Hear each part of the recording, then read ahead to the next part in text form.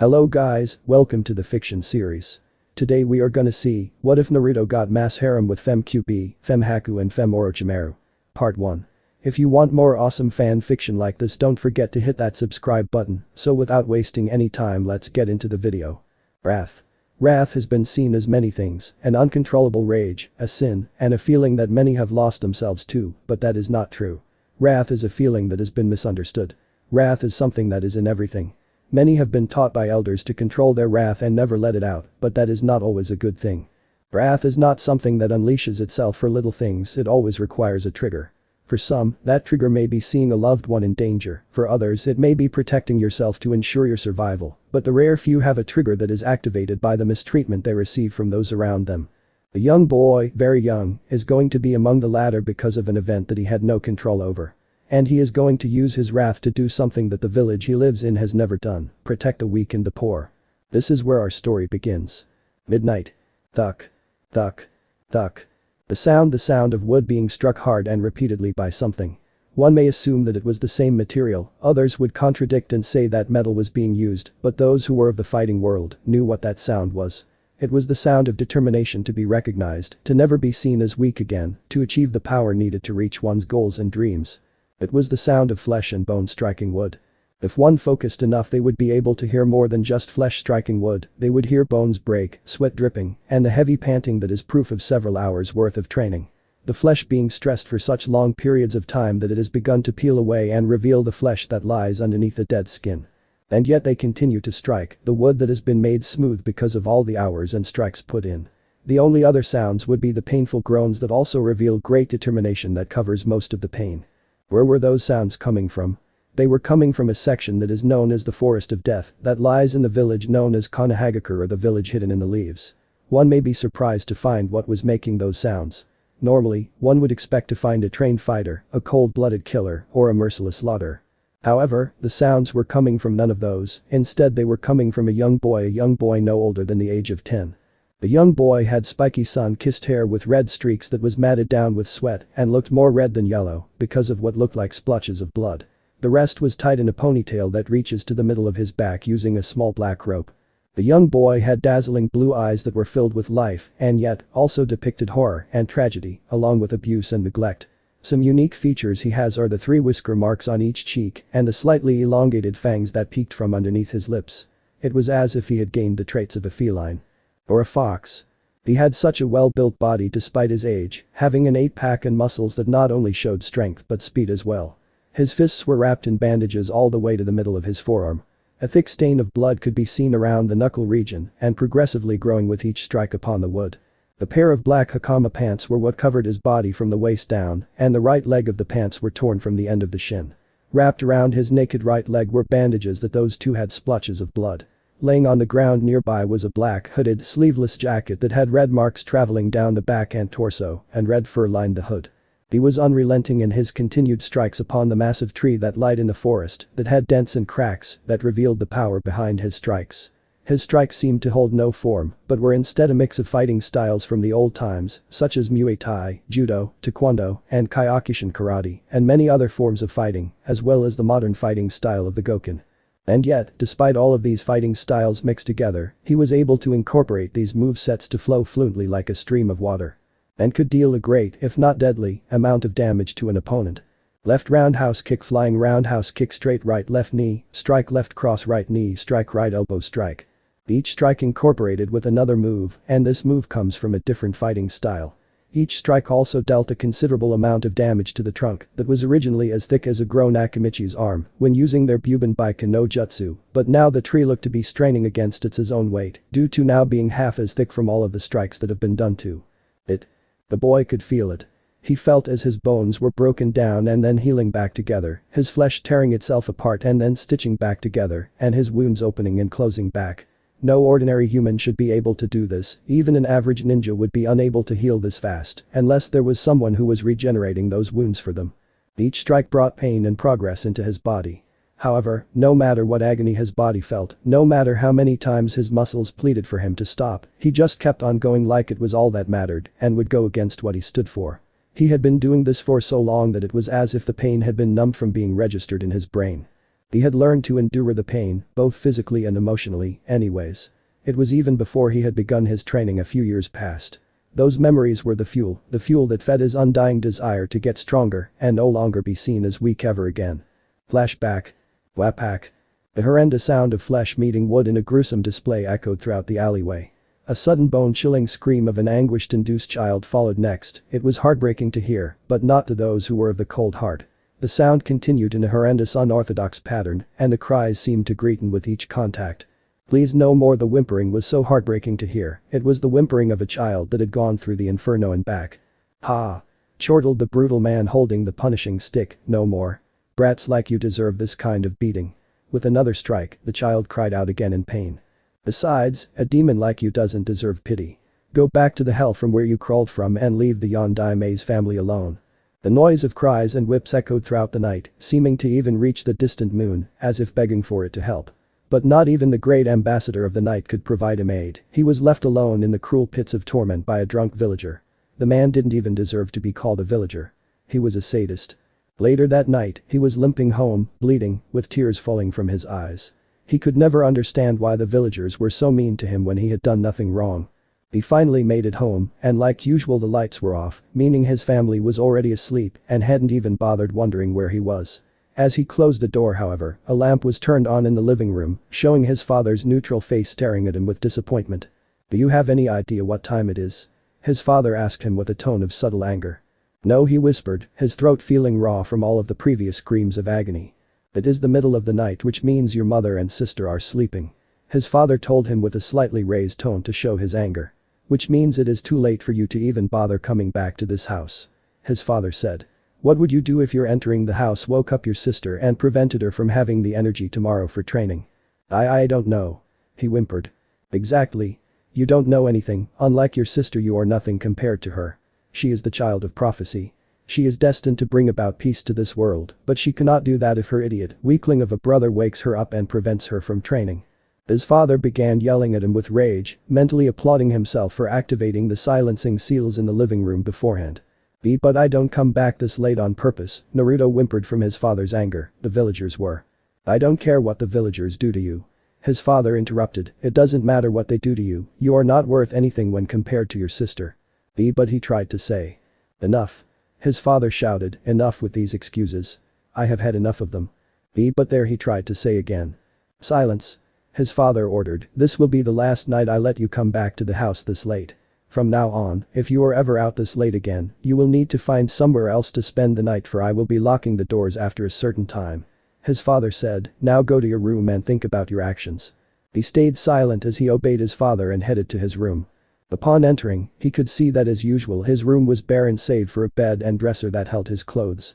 He went to his bed not even changing and lied down to try and go to sleep, all while shedding tears.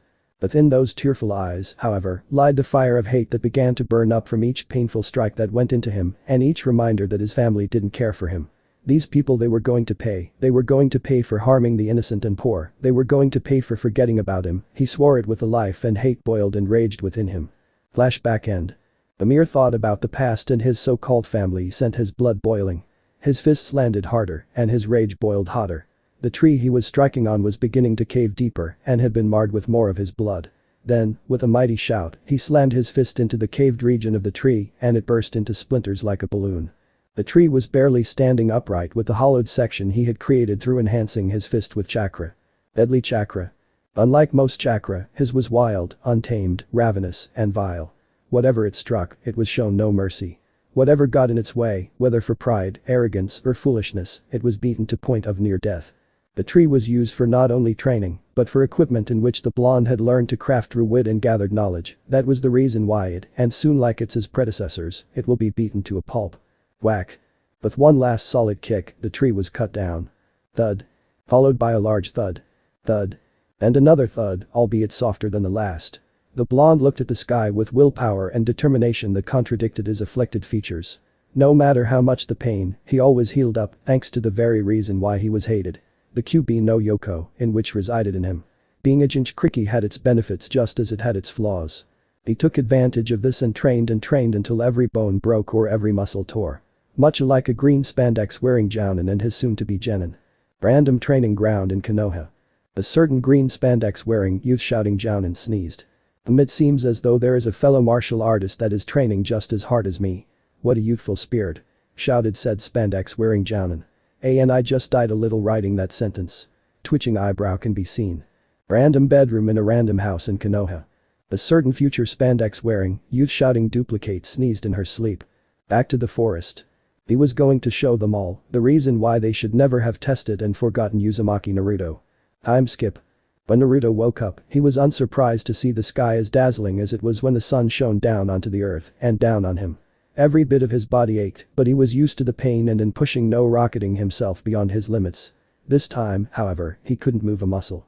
It was as if his nerves were so numb they weren't listening to the orders his brain was giving him. He remembered Kurami, the Kyuubi no Yoko's name, often trying to get him to take longer breaks or more frequent breaks, but the blonde never listened and only continued to push himself. Only after a few months that voice vanished and he couldn't remember the last time he passed out. It was only up until now. As he closed his eyes and allowed his mind to go blank, he never sensed a pair of light brown, pupilless eyes staring at him curiously with a tinge of pink on their cheeks from seeing his shirtless body in the trees above before leaving to report her findings to the boy's mother and sister. Mindscape.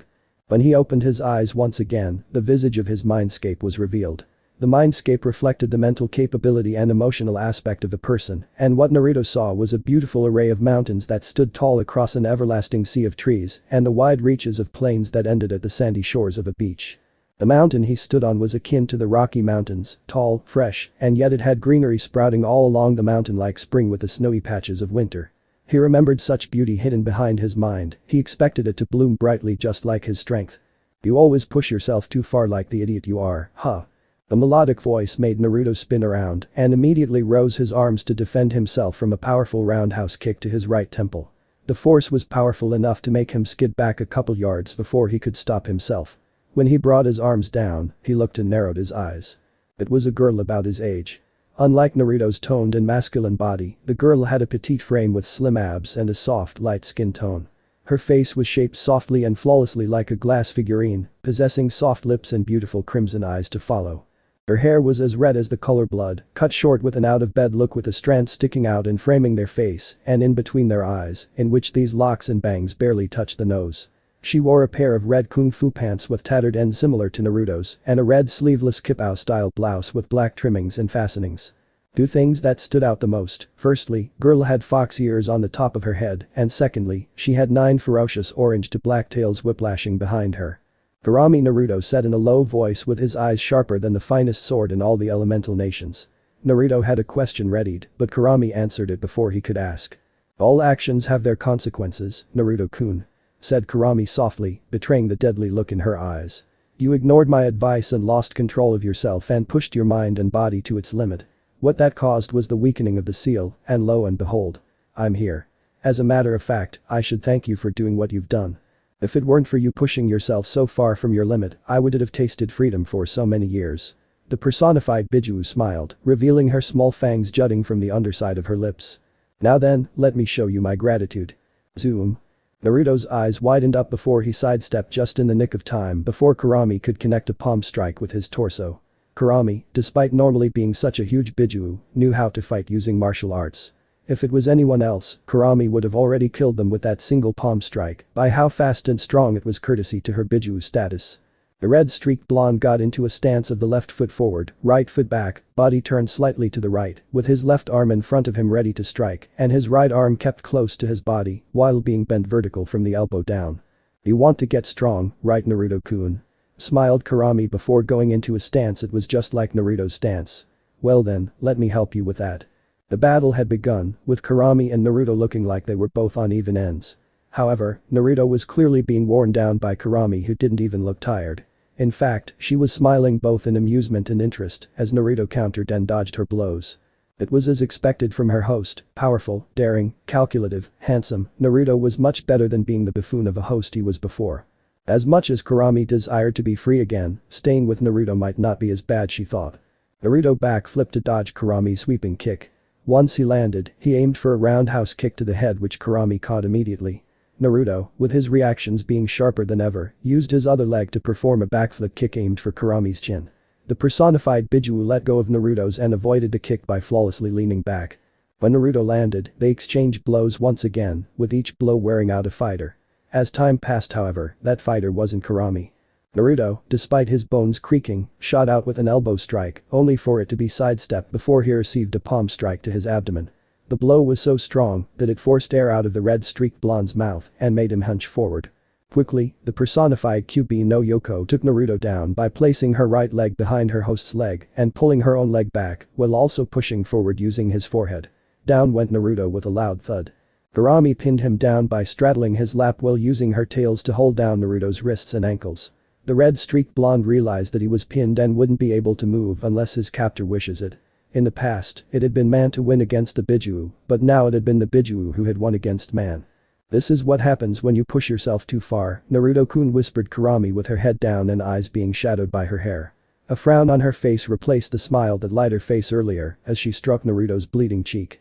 The frown growing as she felt the warm liquid on her fingertips. You grow weak instead of strong, you injure yourself while bringing no benefit, and you cause your enemies to triumph over you because you couldn't hold your ambitions in check. You would have been dead a long time ago if it weren't for me. That was true. If it hadn't have been for Kurami, he would have healed this quick and learned this fast.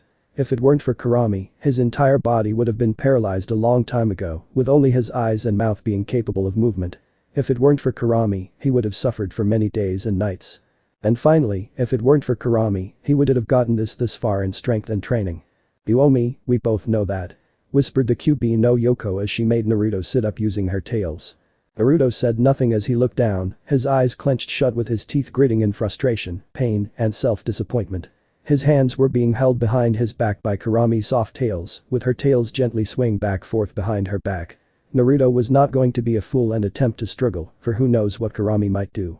What on earth do I owe you? Asked Naruto in a silent grow-like way as he looked up at the still frowning Bijuu and his eyes widened upon the sight before him. She was crying. Kurami had finally lifted her head and she showed that her eyes were filled with tears.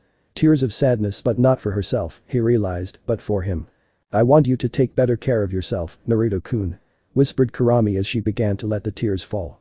I want you to take it easier after heavy amounts of training. Take days off of training to relax and recuperate. I want you to be stronger, but not at the risk of killing yourself. She slowly raised her voice until she was yelling. But why do you care what I do to myself? Wondered Naruto, for he was confused. Why would the strongest of the Bijuu care whether he trained himself to the ground and passed out? Why would the strongest Bijuu care if he was doing more harm than good to himself? Isn't it obvious? Asked Kurami rhetorically as she inched forward, slowly closing the distance between their faces. Alarms began to scream at Naruto by how close the personified Bijuu got. He couldn't react, he was still frozen from seeing her crying. It's because I love you, whispered Kurami as she finally closed the distance between her lips and his. Naruto's eyes widened even more than before and his face turned red. He had no idea the strongest of the 9 Bijuu felt like this towards him. It was then he realized what everything was about, the fight, the tears, the requests for him to be easier on himself. It was because she loved him. Naruto, now realizing how much of an ass he had been, managed to snap himself out of his freezing phase and relaxed into the kiss, returning it. When Kurami had finally connected her lips to his, she felt like she was on cloud 9. She had finally managed to kiss the one she had fell in love with. And, when Kurami felt Naruto relax and return the kiss, she felt like she was in heaven because she had not only successfully confessed her feelings to the boy she fell in love with, but he also returned her feelings.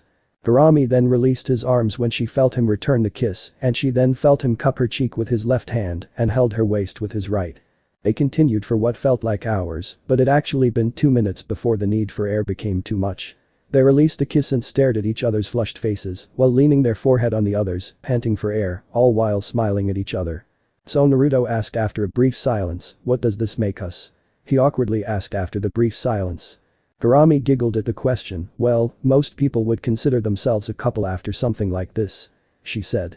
Naruto sighed in relief at that, as he was afraid this might have all been a prank. Well, I guess as your boyfriend, I should do a better job of taking care of myself in order to not make you worry. He said, which got the reaction of her face brightening and then squealing and then pouncing on him. He stayed there on the floor, letting her hug him while constantly whispering thank yous at his response to her previous requests. So, when do you think I can get up? He asked. Why? Don't you like holding me? She asked cutely while tilting her head slightly to the side. No one can possibly be this cute. Naruto mentally shouted before replying, yes, but it feels weird to be holding a girl whose body looks my age. Kurami's face took on a mischievous expression when she heard that. "Oh, so as long as I don't look like a child, it's okay to stay here?" she asked while grinning mischievously. He was confused by that. "What do you mean? Isn't this how you naturally look?" he asked, confused by what she meant by that. It was now Kurami's turn to laugh. "Silly Naruto-kun," she said, with a teasing tone that made Naruto worry, all while beginning to stand up. "You didn't honestly think this is what I really look like, did you?" she asked while still grinning. Naruto didn't have time to respond because in the next second, poof. Kurami was covered in a puff of smoke, and when it cleared, Naruto witnessed the most beautiful thing he had ever seen. Where Kurami once stood was longer a 10-year-old looking girl, what stood there was a drop-dead gorgeous vixen. Kurami stood there with her huge gravity-defying double F cup breasts, and perky nipples stood proudly on her chest, blatantly for Naruto to see. Her curvy, well-built body accompanied by her plump mouth-watering thighs. Her heart-shaped face was accompanied with pink porcelain-like lips and beautiful orange-red slitted eyes. She had 3 whisker marks on each cheek similar to Naruto's, but being much more prominent. Her hair had grown up to her upper rear, with the addition of 2 braided locks framing on either side of her face. "Well?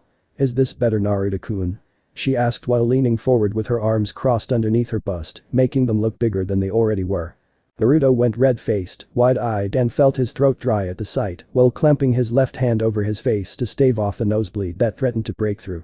I mean you, Naruto stuttered while still staring at Kurami's naked body. Kurami giggled at his reaction and decided to take pity on the poor boy before he passed out in his mind as well. Poof. In another puff of smoke, Kurami can now be seen wearing a loose red kimono-style blouse with black trimmings and no sleeves, red kung fu pants with a kanji D on both thighs, meaning fox, and black kung fu shoes to finish. Naruto sighed in relief upon seeing this with his cheeks still containing a tinge of red. Naruto then looked back at Kurami with such determination that it made her blush. "Well, since we are now going to be going out, how about we find a way for you to get out of my mind and into the real world?" Naruto said, and that made Kurami brighten with a blush on her cheeks.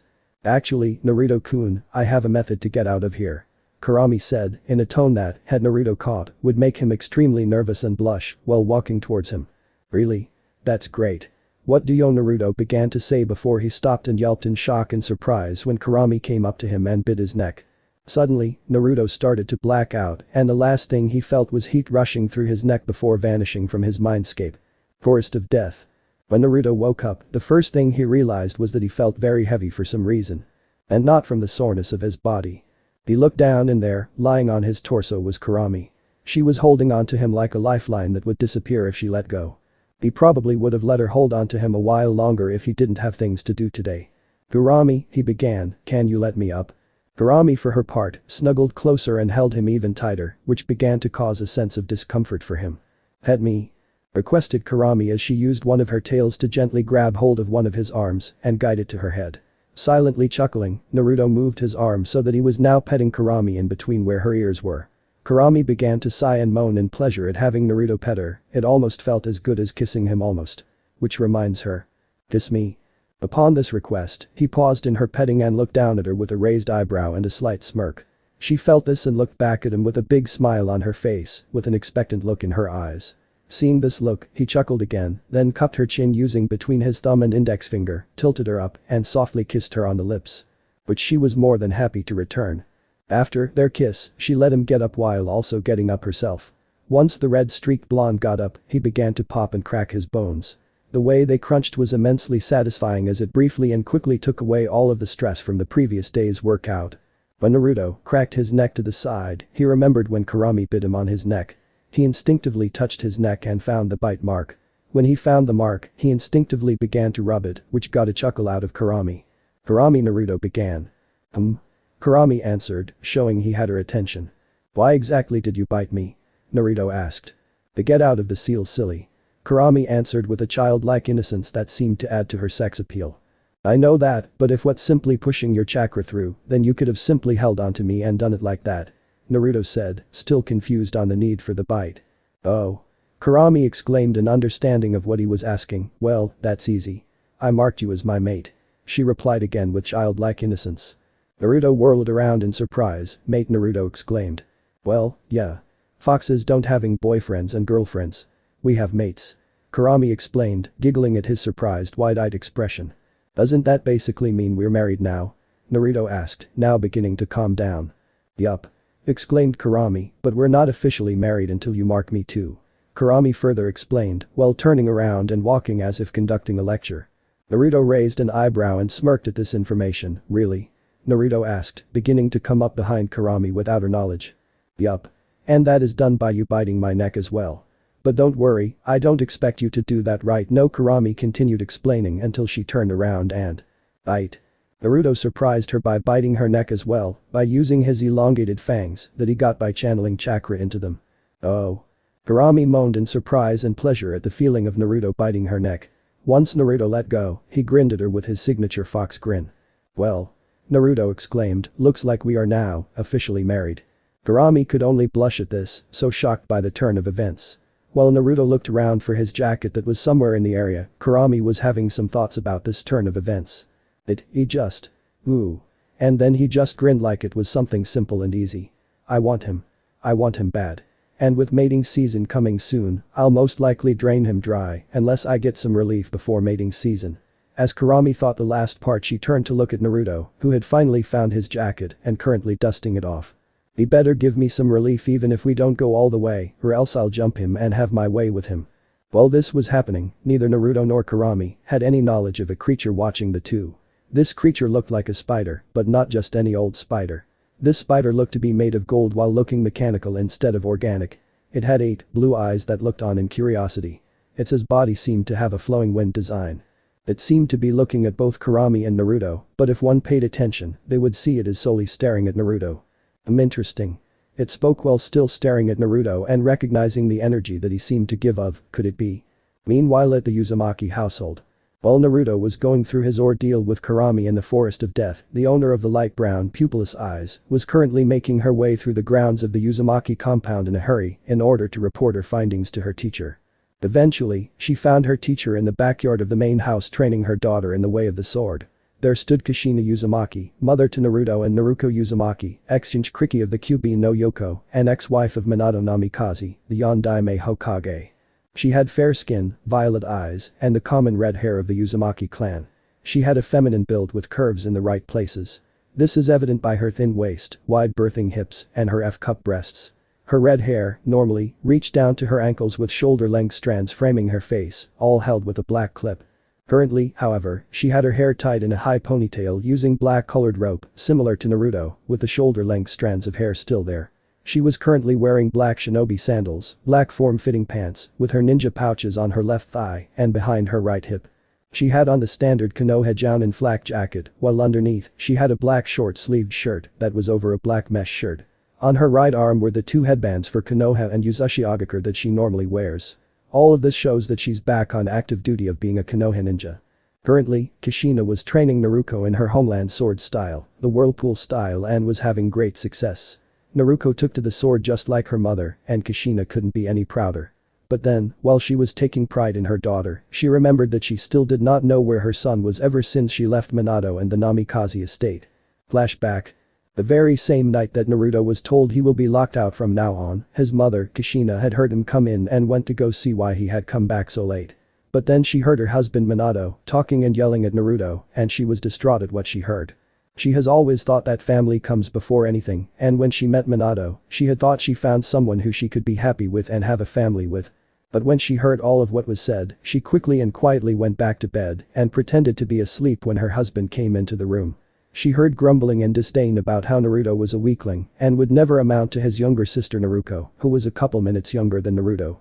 She couldn't believe that the man she had fell in love with could be so heartless to her child. And to say they will have to find shelter outside if they couldn't get home quick enough was appalling to her. The next morning, she went to Naruto's room to talk to him and make sure he was okay, but when she got there, she was so frightened by what she found, she began to tear up. The room was barren, the dresser had been emptied, and the window was open with a curtain flowing due to the gentle breeze that was let in through the window. When she saw this, she screamed. This got the attention of her daughter and husband. They both went to see what was wrong, and when they saw why she screamed and was currently crying, they each had different reactions. Naruto began to cry alongside Kushina while holding her. Minato, however, gained a neutral expression, believing that now that the weakling has left, he can better train the child of prophecy. He thought everything was going his way until Kushina stood up and glared at him with tear-filled eyes. She began shouting at him for not treating Naruto like the child he is and treating him terribly with neglect. After her rant, Minato's only reply was, "If he ran away, then that must mean he was weaker than I thought, and now I can finally train the child of prophecy the way I wanted to without that distraction." When Kushina heard this, she was livid. She told Minato that she would never let him train her daughter.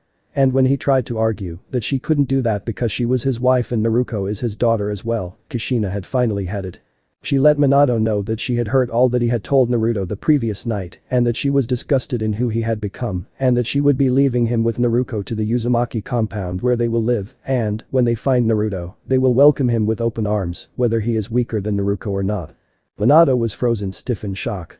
He couldn't believe this, his wife, the mother of his children, had just said she would be leaving him all because he wouldn't take care of a weakling. This was an outrage. He was not about to let all of these years of training his daughter go to waste over a weakling. As he was stuck in his thoughts, Kushina and Naruto packed up their belongings and were out the door. After they left, they heard Minato shout in anger and frustration that she could not do this to him. Immediately, following the shout, Minato came running out with a kunai in hand, planning on forcing Kushina to stay. However, he forgot that before she retired, her epithet was the red hot-blooded habanero, and so when he struck, he was not expecting to be suddenly looking up at the sky while feeling pain in his left shoulder. It took Minato a total of 2 seconds to realize what had happened. Kushina had moved so fast he hadn't seen her move, cut off his left arm at shoulder length, burned the wound shut, and knocked him on his back. Once everything had caught up to him, he shouted in pain while gripping the wound with his right hand in an effort to stave off the pain, only resulting in agitating the wound causing more pain. When he shouted, 3 Anbu suddenly appeared with weapons drawn. The Anbu that appeared were Snake, Dog, and Cat. Snake had violet, pineapple-shaped hair and the snake mask on their face, Dog had gravity-defying white hair and the dog mask on, and finally, Cat had long, straight purple hair. "Hokage-sama, what has happened?" Dog asked, with a voice that clearly showed this was a male, while he helped the Hokage stand, while also looking around for the danger along with the other 2. "Anbu? Arrest Kushina Uzumaki for attacking the Hokage." Minato tried to order, but instead of the collaboration of highs he should have received. All he got were the Anbu, turning to look at him, while all 3 tilted their heads showing they were confused. "Why are we arresting sensei?" Came the voice of Snake and Cat at the same time, clearly indicating they were female. "Because she just attacked me and cut off my arm. Or is the lack of my left arm not obvious?" Minato yelled rhetorically. "Is this true, sensei?" asked Snake, while Cat looked at her teacher as well. "Yes, but maybe he should have also mentioned that it was in self-defense when he came running at me and my daughter with a kunai for attempting to leave him and this kami-forsaken compound because his mistreatment of my son has led to him running away and disappearing." Kushina replied with a shouting acute "yeah" in the background. "Hokage-sama, is this true?" Dog asked, while he and the 2 other Anbu frowned from behind their masks. "So what if it's true?" Minato shouted, "As your Hokage, I order you to arrest her." At this the 3 Anbu shook their heads while sheathing their weapons. Dog replied, "I'm sorry Hokage-sama, but unless she attacked you first, then we cannot do anything about what has happened to you other than take you to the hospital." Minato growled in anger at this and glared at Kushina and said, "This isn't over, Kushina. I will have my child of prophecy and no one will get in my way." But that said, the 3 Anbu were about to leave, but then Kushina said, "Snake, Cat, can you wait for a moment?" Snake and Cat looked at each other before looking at Dog, and all 3 nodded their heads before Dog left to the Hokage to the hospital, leaving the 2 Anbu with Kushina and Naruto. "What is it, Kushina-sensei?" Snake asked, while both her and Cat looked at Kushina. Kushina frowned, "Can you 2 take off your mask so we can talk face to face?" Snake and Cat looked at each other before shrugging their shoulders and taking off their masks, revealing the faces that lied underneath. Once Snake took off her mask, it revealed a set of light brown, pupilless eyes looking at Kushina with curiosity. She has lightly tanned skin and a pair of soft pink lips. This is Anko Mitarashi, former apprentice of San and Orochimaru and former student of Kushina Uzumaki. When Cat took off her mask, it revealed a pair of brown eyes filled with curiosity that were focused on Kushina, fair skin and soft red lips. This is Yugao Yuzuki, a fellow former student of Kushina Uzumaki. "So, what can we help you with?" asked Yugao, as she was curious because normally Kushina would talk to them and ignore them leaving their masks on. This could only mean she was serious and needed a personal favor. "I need both of you to help me find my son, Naruto," begged Kushina, with eyes filled with tears and motherly love while on her knees. "I will pay you and anyone you get to help you.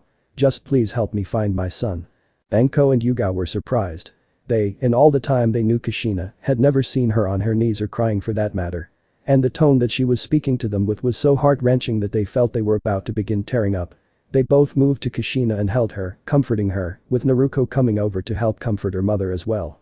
"Don't worry about money, Kushina-sensei," said Anko, "we will find him for you and make sure you are reunited with him." "Yeah," agreed Yuga softly, "we'll find him and bring him back to you."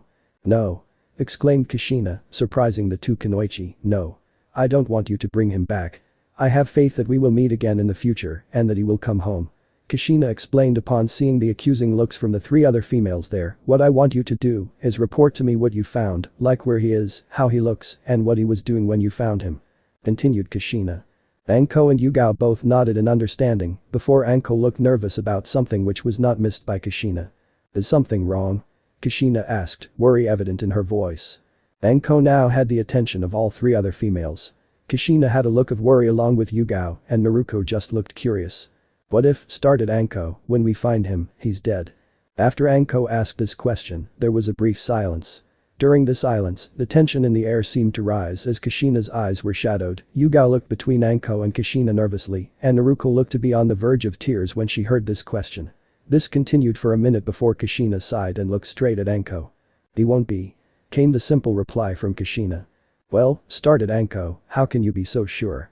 "Because," Kushina answered, now looking up and revealing eyes with pure determination and faith, "he is my son, and if he's anything like me, then he will fight and survive." Kushina replied, with total faith that her son will be alive and well when he is found. Flashback end. After going down memory lane, Kushina snapped back out of it and focused on her daughter. Naruto looked like the spitting image of her when she was 10 years old with some slight differences. Naruto, like her mother, had straight red hair that reached down to her waist that was currently braided, with the strands of hair framing her face. She had violet eyes that currently held the fire of determination in them. She had a slender, petite feminine frame and was currently holding a blunted katana for her training. She was wearing a red battle kimono with black-white trimmings, short sleeves, and ended just past her hips. On the back lied the symbol of Konoha on top of the symbol for Uzushio. She had black form-fitting biker shorts with a pouch on her right thigh that was made of two small pouches put together. One for her ninja tools such kunai, shuriken, ninja wire etc.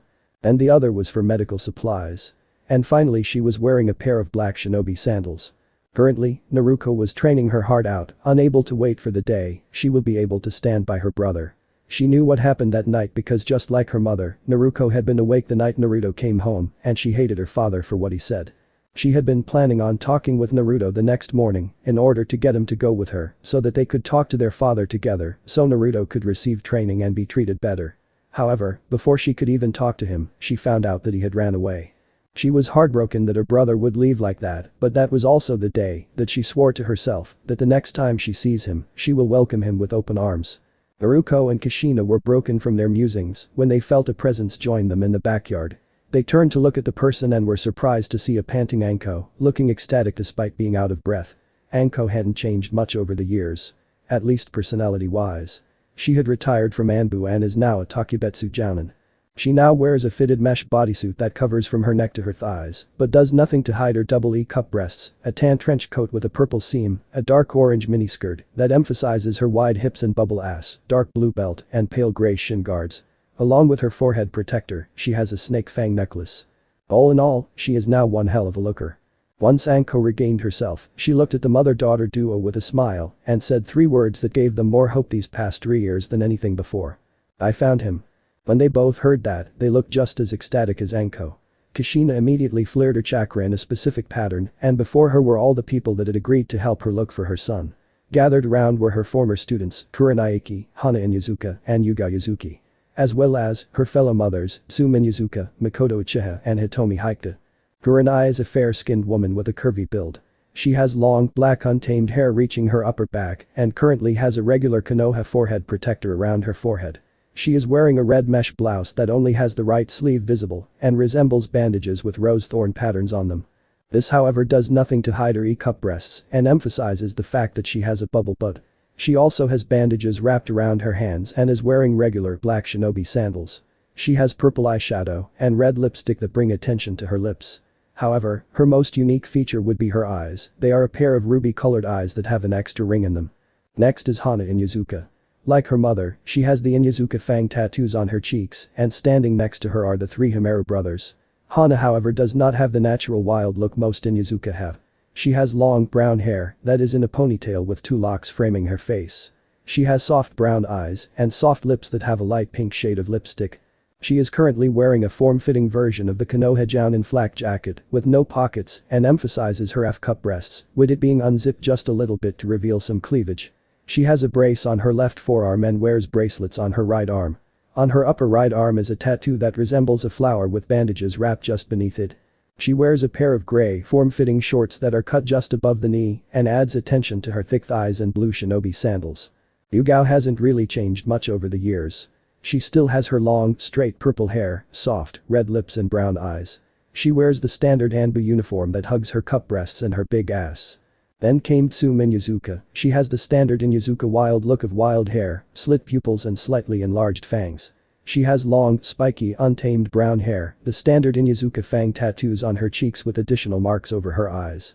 She has dark purple lipstick applied to her soft lips and wears the standard Konoha shinobi outfit of a black bodysuit and green flak jacket that does nothing to hide her double F cup breast, big ass, and mouth-watering thighs. She has the sleeves slightly rolled up, bandages wrapped around her legs, and wears regular blue shinobi sandals. The next two are two that even they know should have been dead a long time ago. First is Makoto Uchiha, one of the 3 survivors of the Uchiha clan.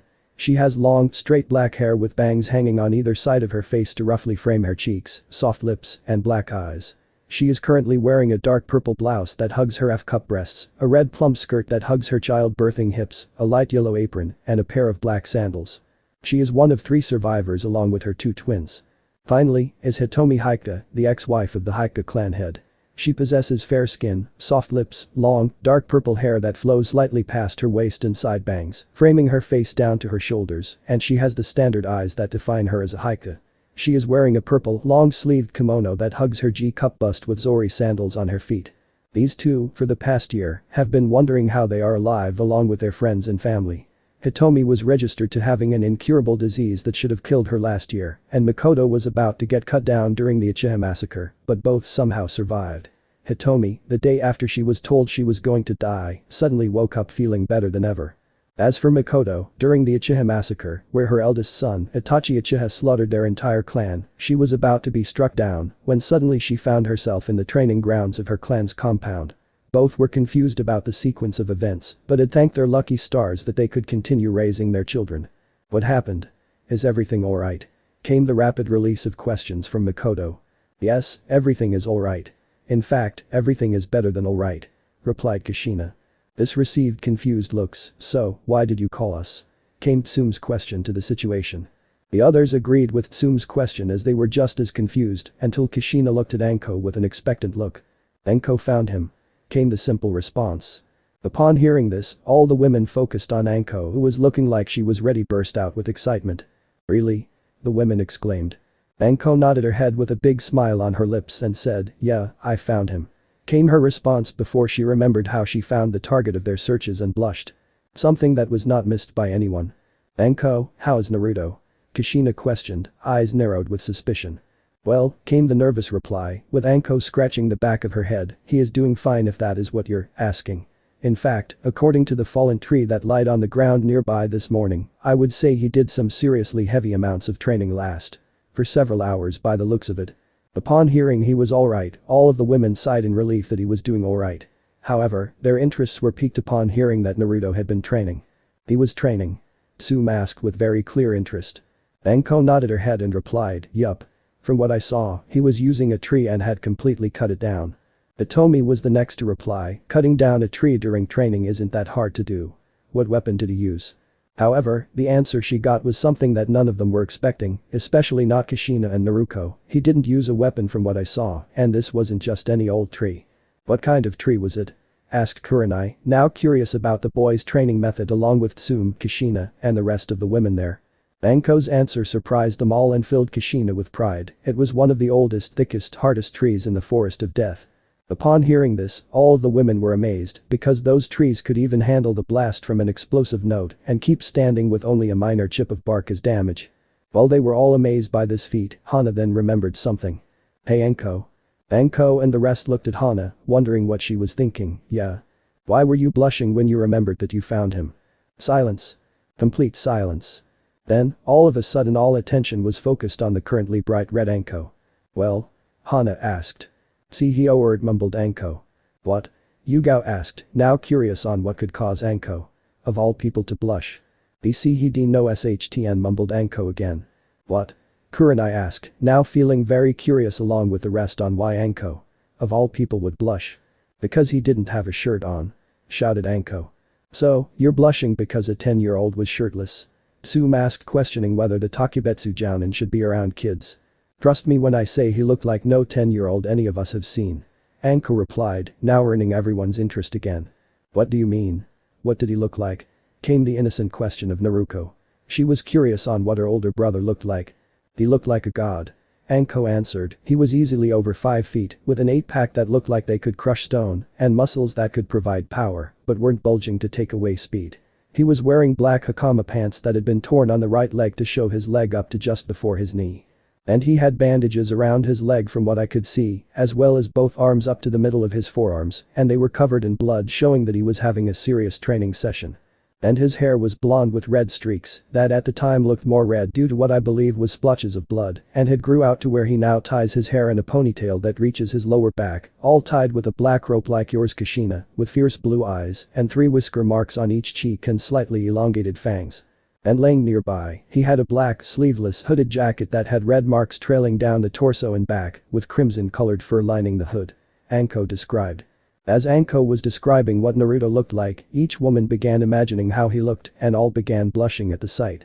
Even Kushina and Naruto were blushing. "Well," came the shaky reply of Kushina, who was still lightly blushing at the image, "I guess we can get a better look at him when he goes to the academy for graduation." Replies of "yups" and "that's right" were passed around before they all settled on looking at Kushina, wondering what they were going to be doing now that her son has been found. Kushina, realizing what they were wondering, began to think before coming up with an answer. "Why don't we all train together and we train our daughters together so that they can hopefully make a good impression on Naruto when we see him at the academy graduation." Everyone agreed wholeheartedly and began to make plans for the future to come. Time skipped 6 years. Over the past 6 years, Naruto has made tremendous progress. He is currently sleeping in his new home deep in the forest of death that is currently hidden, along with his presence and chakra, all thanks to Kurami. "What?" When you're sealed inside of Kushina Uzumaki, whose husband was Minato Namikaze, and both were seal masters, you're bound to learn a couple of things. Anyways, Naruto can currently be seen sleeping, and he has most certainly grown up. Naruto is now a little over 6 feet tall, currently the second tallest person in Konoha, just under Ibiki. He now has a crazy strong 12-pack, muscular arms and legs that provide both power and speed. He has naturally tanned skin, showing all the time he puts into training. His hair still reaches down to his lower back and is still tied in a ponytail with black rope. He has 3 whisker marks on each cheek that have mostly faded over time. "Naruto-kun, it's time to get up. You don't want to be late for graduation." Came the sound of a voice from outside his door. Upon hearing this, Naruto began to stir. He sat up and yawned, showing his still longer than normal canines. He scratched the back of his head before he opened his eyes to reveal the dazzling blue eyes that are filled with determination, life, and such an immense love that one would become lost staring into them for too long. "Alright, I'm up," Naruto said. "Okay, and when you're done, breakfast is ready." The voice replied with a chipper tone. "Alright," Naruto replied. Naruto got up and opened the door to head to the bathroom to shower and brush his teeth. Once that was done, he went back to his room and proceeded in getting ready and gather his clothes. He went down the stairs and was greeted to the sight of his mate Kurami cooking some eggs for breakfast. Kurami hadn't changed over the years and was still the lovable, flirtatious vixen that he remembered. "Good morning, Kurami," Naruto said with a smile. "Good morning, Naruto-kun, I'm just finishing the eggs, then breakfast will be ready," Kurami replied without turning around. Focused on cooking the eggs. "Alright, that's fine," Naruto said while taking a seat. After breakfast, Kurami tilted her head to the side and asked, "So, are you ready for today?" "Absolutely," Naruto exclaimed, 100% confident that he will pass the test. "Alright. That's what I like to hear from my mate," exclaimed Kurami while her tail swayed excitedly, showing her excitement. "Well," Naruto began, as he began standing up, "I'll let you know how everything goes later." "Alright," Kurami replied, "make sure to kick plenty of ass out there today." Naruto simply chuckled at Kurami's antics while waving back at her. Time skip. At the academy, parents could be seen everywhere waiting excitedly for when their children come out with their headbands showing they passed and are now ninja. One small group, however, was more than just mothers. This group was made up of Kushina Uzumaki, Tsume Yuzuka, Makoto Uchiha, Hitomi Hakuta, Hana Yuzuka, Kurenai Iki, Yugao Yuzuki, and Anko Mitarashi. They were waiting for their children or sister or students depending on who you asked. While they were waiting, they were talking about who would graduate and be on what team. "So, who else do you think will pass?" Anko asked, as she had complete faith that Naruto and the rest would pass. "The Aburami and Nara for sure," came the reply of Kurenai. "Both will no doubt pass all three parts due to being trained in their respective clan jutsu and the academy jutsu. The Akimichi and the Yamanaka will no doubt pass as well," Hana added. "That is very true, and that Haruno girl will pass, but that will mostly be due to her book smarts than the actually kunai, shuriken and taijutsu segments. She has, after all, only recently gotten out of her fangirl phase," added Tsume, acknowledging the former fangirl. The rest agreed with their assessments before realizing that the area was quiet and that all of the adults in the area were looking in a direction. The women with blushes and lust in their eyes and the males with envy. When they all turned to the direction, the group also began to blush at the sight before them. Walking to the entrance of the school was a 16-year-old boy. They were 6 feet and 3 inches, making them the second tallest person in Konoha. They wore black hakama pants with red flames designed on the bottom of the legs, all held with a gold-colored rope. Tied around their waist was a black jacket with gold trimmings. On their clearly muscular torso was an open, black, sleeveless vest that had gold trimmings. He also has bandages wrapped around his arms from his forearms to his hands, and instead of shoes, he wore bandages wrapped around from his feet to his shins. He had blonde spiky hair with red streaks, all tied in a ponytail with a black rope, and reach his lower back with several bangs framing his face. He had dazzling blue eyes like sapphires that radiated confidence and determination. A calm smile that told everyone he had confidence in himself. And a unique feature were the 3 whisker marks that lies on both cheeks. Upon seeing the whisker marks, the Kushina's group froze in shock at realizing who this red-streaked blonde god was. "Naruto!" the group exclaimed mentally so as to not draw attention to themselves. Naruto made his way to the academy doors and went inside. While Naruto went inside, the group were having thoughts about the Naruto they just saw. "Oh my god.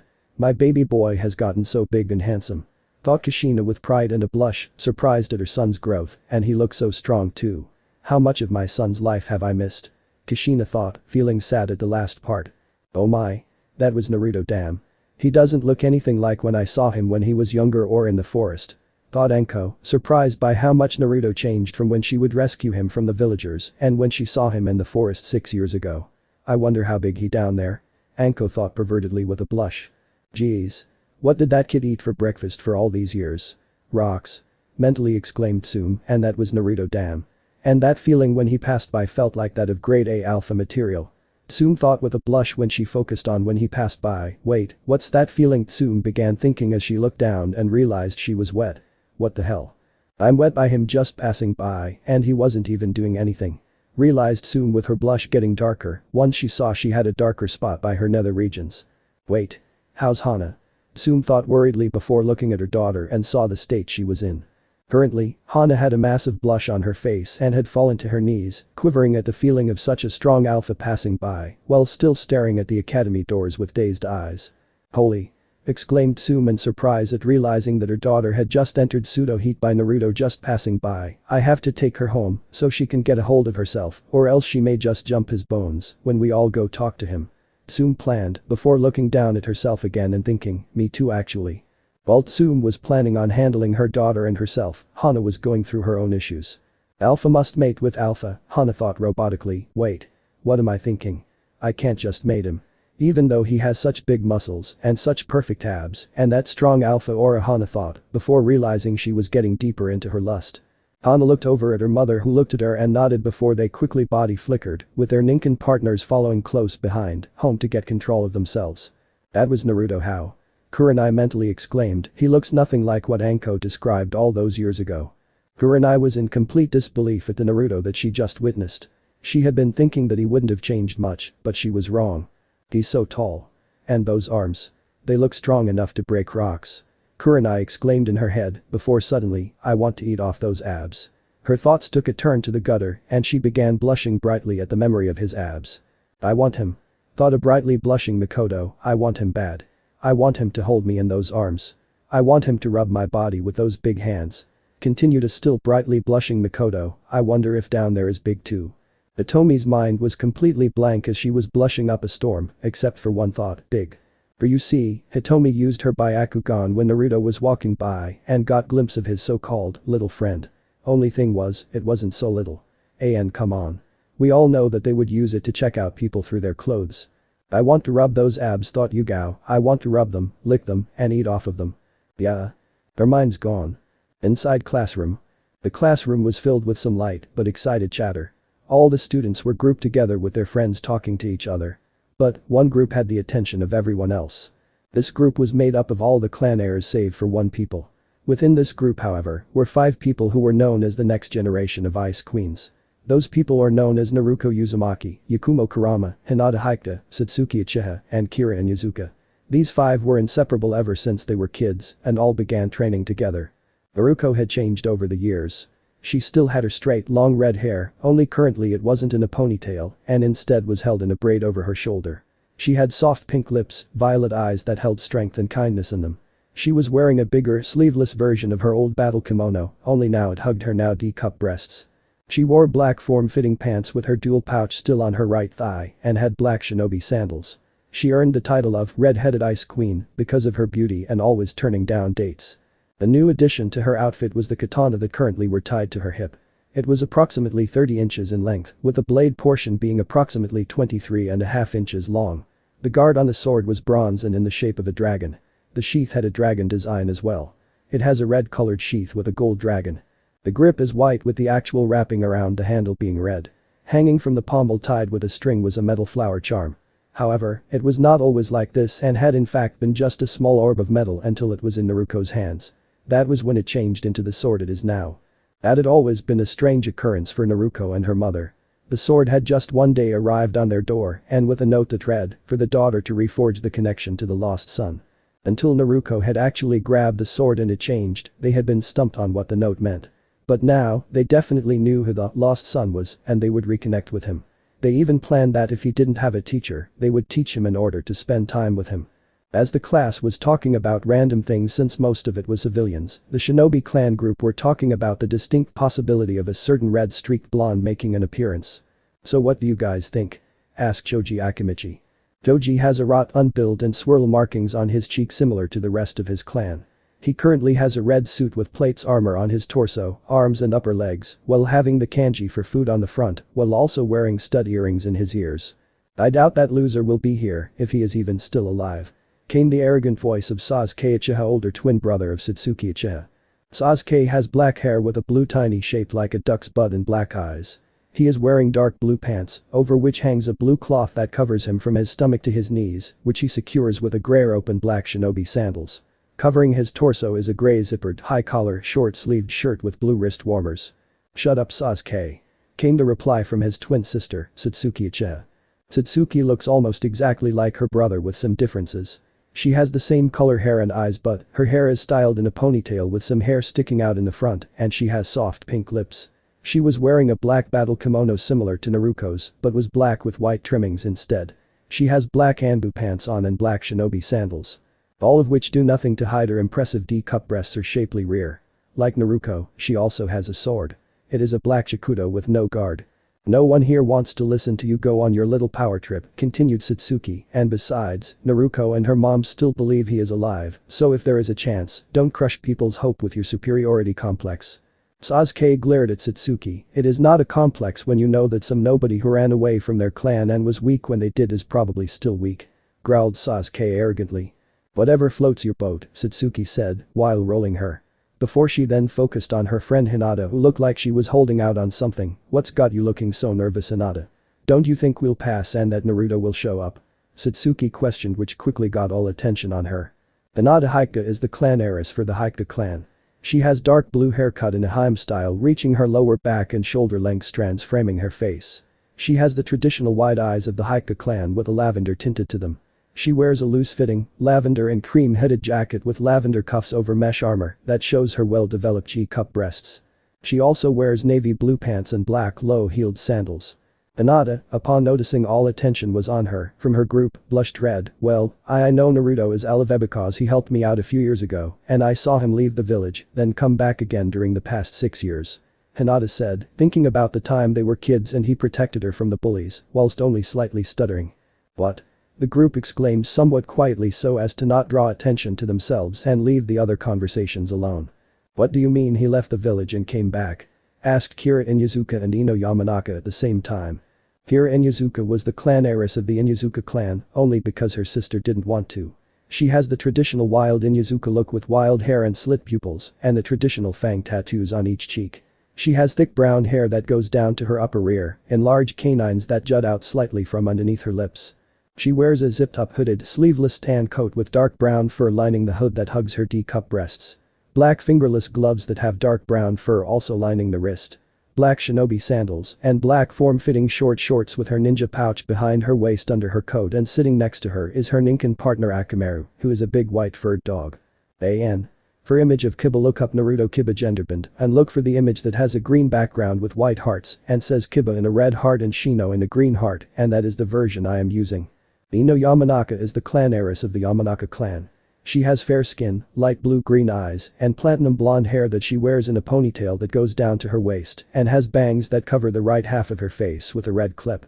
She wears a short, sleeveless purple shirt that exposes her midriff and hugs her E-cup breasts. She wears a purple skirt and mesh armor on her thighs, elbows and knees, with black shinobi sandals and stud earrings. Just look up her regular Shippuden outfit along with everyone else with some minor changes due to timing. I mean, he left the village 3 years ago, and he came back last week. Hinata said. So that's what you meant, said Naruto, and you say he came back last week. Hinata nodded her head before suddenly blushing bright red. Regular Hinata level blush minus the fainting that will come later.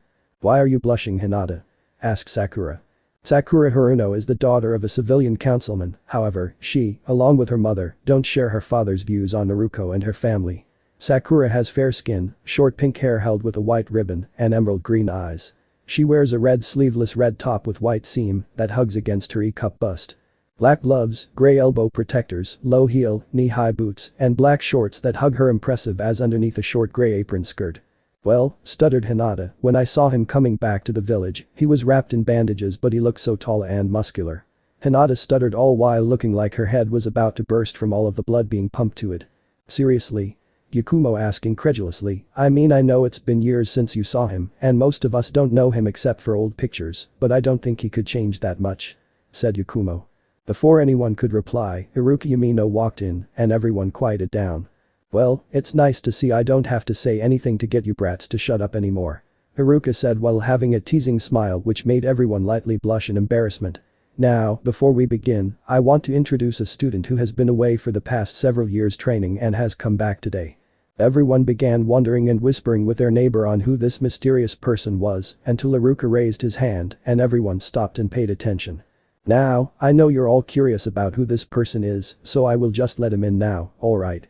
Said Iruka before he went to open the door.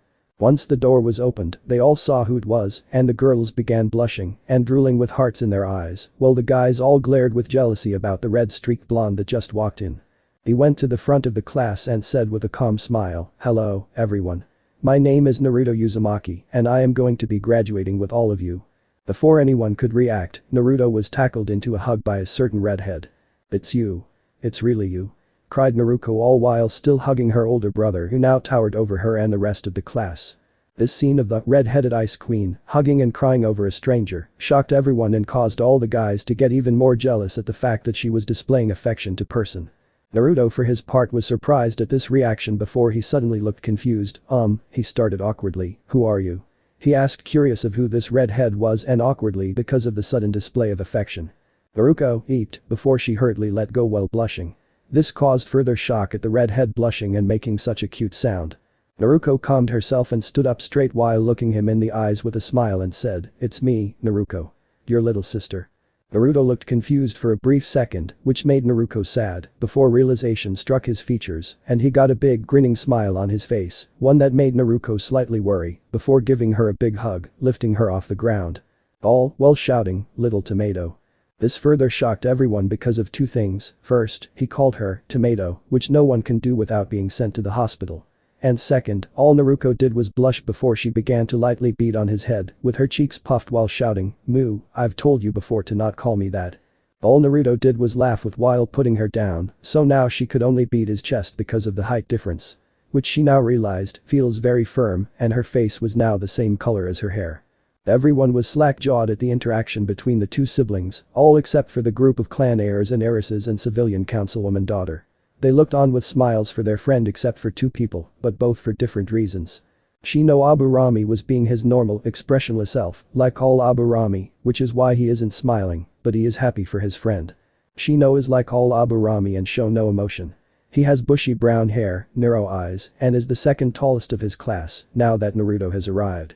He wears dark sunglasses, a sea green jacket with a high upturned collar that hangs down to his knees, with a hood that obscures his face even more.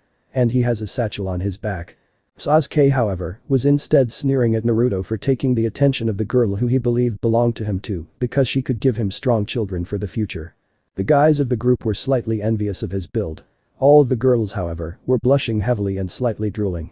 Except for Kira who, just like her sister earlier, which she will find out later, was in pseudo heat and was currently lusting after Naruto at least until Akamaru smacked her out of it. Literally. He smacked her in the back of the head with his tail before she wound up like her sister. Only unlike her sister, she doesn't have the control to prevent herself from trying to jump his bones. She sent a thankful look at Akamaru with a still heavy blush on her face, which he nodded back at her as if to say, no problem. Ino and Sakura were blushing heavily, with hearts in their eyes, about to go back to their fangirlish ways. However, before they did that, they raised their arms and smacked each other, knowing that the other would do the same after they realized what was happening. They both rubbed their heads before looking at each other and nodding to the other in thanks for snapping the other out of it. Ikumo and Hinata were both standing silent, with their faces looking as if they were about to burst into fire. They both looked at each other and knew that the other was on the verge of fainting, but they ended up fainting before they could pinch each other to stop themselves from fainting. Iruka, having enough of the meet and greet, tried to get everyone to settle down.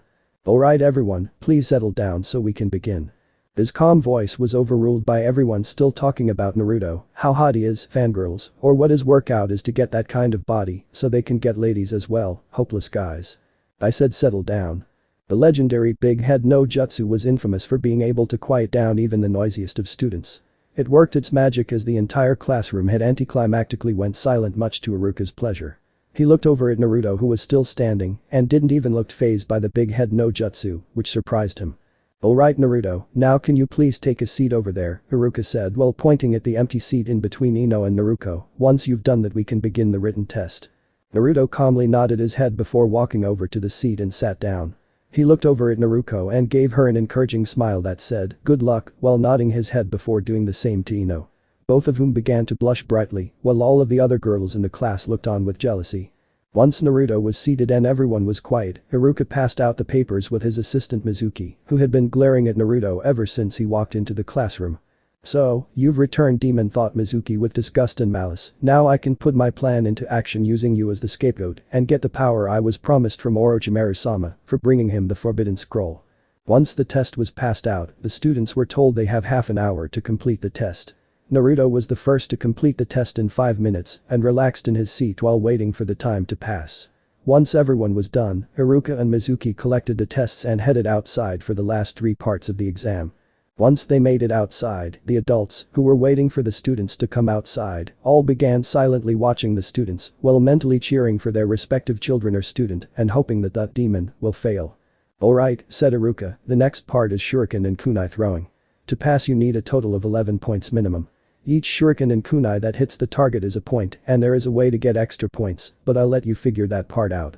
Iruka explained. Once that was done he began to call everyone up one by one to get their 10 shuriken and then their 10 kunai.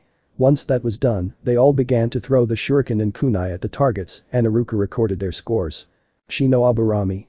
Shuriken. 6/10, kunai. 8/10. Total score. 14/20. Toji Akamichi. Shuriken 7/10, kunai. 8/10. Total score. 15/20. Shikamaru Nara. Shuriken 5/10, kunai 6/10. Total score 11/20. Ino Yamanaka. Shuriken. 6/10, kunai 7/10. Total score. 13/20. Sakura Haruno. Shuriken 7/10, kunai. 6/10. Total score. 13/20. Ikumo Kurama plus 2 points. Shuriken. 5/10, kunai. 5/10. Total score 10 20ths, plus 2 points equals 12 20ths. Gear Inyazuka plus 1 point. Shuriken. 7 tenths, kunai. 5 tenths. Total score. 12 20ths, plus 1 point equals 13 20ths. Hinata Haiku plus 1 point. Shuriken. 8 tenths, kunai. 8 tenths. Total score. 16 20ths, plus 1 point equals 17 20ths. Naruto Uzumaki plus 2 points. Shuriken. 9 tenths, kunai 8 tenths. Total score. 17 20ths, plus 2 points equals 19 20ths. Satsuki Uchiha plus 2 points. Shuriken. 8 tenths, kunai. 9 tenths.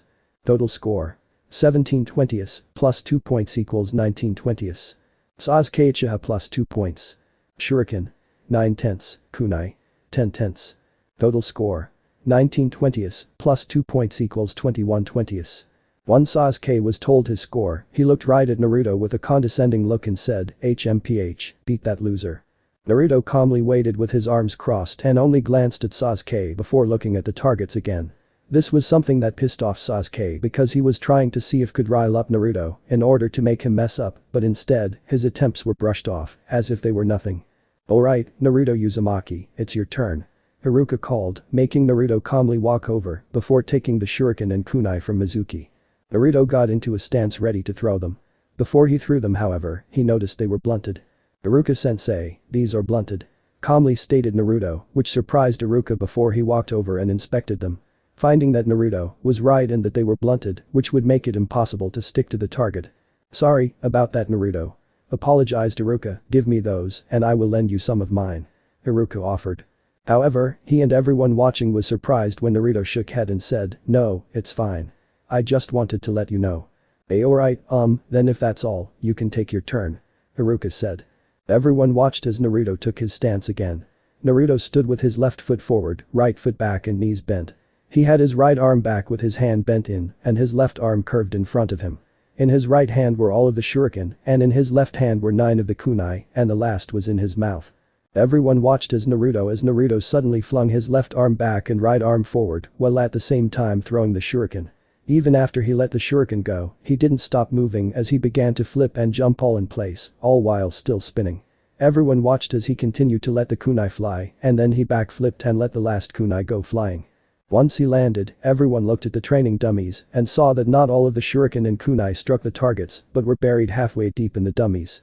At first, everything was silent before all of the civilian parents, students, and Sasuke started laughing at Naruto, but the only ones who stayed silent were the ones with shinobi training in the crowd and Sakura because they knew from either experience or reading, Sakura. At all the spots that Naruto hits were either instant kill or fatal wounds that would kill you within seconds or minutes without medical aid. Iruka looked at all of the students laughing and then. Shut up.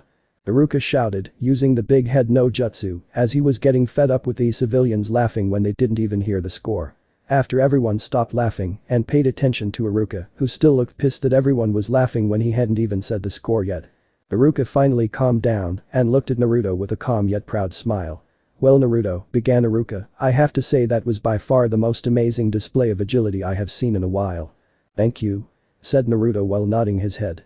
Now, before I give you your score, I have to ask, said Iruka, walking over to the training dummies that still had shuriken and kunai embedded in them, why did you throw all of the shuriken and kunai in these areas? Asked Iruka, generally curious on what Naruto's answer will be. Before Naruto could answer though, Sasuke arrogantly said, probably because he doesn't know what a target is and threw them at random. This caused a look of disappointment to cross Makoto's face, who was watching from the crowd at her son's stupidity and embarrassment to cross Atsuki's face at being related to such a damn dumbus. Actually, Sasuke, began Naruto, I threw them in those specific spots because every single one would have either been an instant kill upon impact or a fatal wound that would cause death either within seconds or minutes. Calmly stated Naruto, who then looked at Sasuke with a disappointed look on his face and said, and the fact that you don't know that must mean you have done a piss poor job at studying the human body for impact points that inflict the most damage. This caused everyone to look at Naruto in shock that he knew something, and Sasuke didn't. Before anyone could say anything else, Iruka clapped his hands to gather everyone's attention again. Alright everyone, now that that is done, we can now move on to the Taijutsu segment of the exam before we finish with the Jutsu section. Iruka said, as everyone began walking towards the open grounds, before Naruto remembered something. Hey, Iruka-sensei, what was Naruto's score? Naruto asked, curious on what her brother's score was, which now had everyone wondering what his total was. Iruka for his part began sheepishly laughing while rubbing the back of his neck. Oh right. How silly of me. I forgot to put it up after all of that drama. Naruto Uzumaki plus 20 points. Shuriken. 10 tenths. Kunai. 10 tenths. Total score. 20 20ths plus 20 points equals 40 20ths. When everyone saw that score, they went slack-jawed at never having seen such a score before. Everyone started staring at Naruto, who was still walking to the open training grounds when he felt people staring at him. He turned around to see everyone staring at him with dropped jaws before he shrugged his shoulders and simply said, "What?" That snapped everyone out of it before they began moving to the training grounds for their taijutsu tests. Once everyone was there, Iruka explained how he would call a student. They will then stand across from Mizuki and get ready to fight. Once Iruka starts the fight, they will continue for either 5 minutes or until Mizuki is taken down. After the rules were explained, Mizuki went to his spot and waited for everyone to be called. As everyone was called up, they began their fights. The civilian students barely passed the 5 mark, whereas the clan heirs and heiresses, along with Sakura, were able to knock down Mizuki. Then before anyone knew it, the only ones left were the Uchiha twins and the 2 Uzumaki children. "Alright, next is Satsuki Uchiha," stated Iruka. Satsuki nodded and moved to stand across from Mizuki before she got into her clan's signature, interceptor fist, taijutsu stance. Mizuki got ready as well, and when Iruka gave the signal, Mizuki charged at Satsuki, while Satsuki waited. Once Mizuki was within range, he launched a right hook at Satsuki which she blocked with her left arm and launched her right fist forward and landed a hit on his torso, which sent Mizuki back a foot before she advanced and launched kick to his head that he blocked but was a distraction for another kick to his stomach which knocked him down to the ground and she pinned him. "Alright Satsuki, well done," congratulated Iruka, "your timing was perfect in waiting for Mizuki to make the opening move which is beneficial to your clan style, which requires patience and timing before blocking or dodging and counter-attacking."